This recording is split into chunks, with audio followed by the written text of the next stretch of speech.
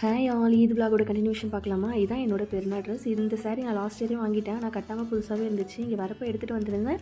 அது இந்த year பெருநாளைக்கு அல்ஹம்துலில்லாஹ்னு use ஆகிடுச்சு. அதுக்கப்புறம் நான் இங்கே புர்கா வாங்கியிருந்தேன். அந்த புர்காவை தான் அன்றைக்கி வியரும் பண்ணியிருந்தேன்.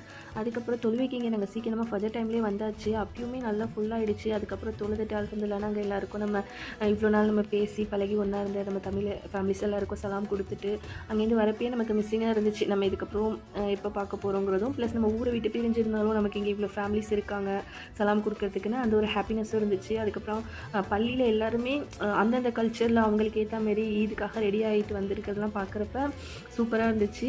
அதே மாதிரி சாக்லேட்ஸ் கிஃப்ட் அந்த மாதிரி எல்லாருக்கும் சில்ட்ரன்ஸ்க்கு பெரியவங்களுக்கு எல்லாருக்கும் ஷேர் பண்ணுறதும் பார்க்க சூப்பராக இருந்துச்சு.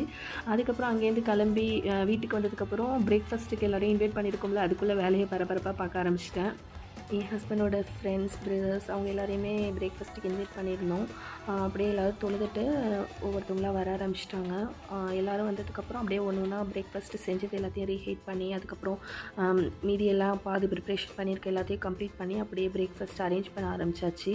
ஆனால் அந்த டைம் நமக்கு இருக்கிற அந்த ஹெட்டிக் இருக்குது, எல்லாமே கரெக்டாக இருக்குமா, எல்லாேருக்கும் பத்துமா, எல்லாமே நல்லா டேஸ்ட் வந்திருக்குமா, எல்லாமே கரெக்டாக பண்ணி முடிச்சிருமா, இந்த மாதிரி பல கொஷின் எனக்குள்ளே. அல்ஹம்துலில்லாஹ் ஆனால் எல்லாமே கரெக்டாக இருந்துச்சு. நிறையாவே மீந்துருச்சு.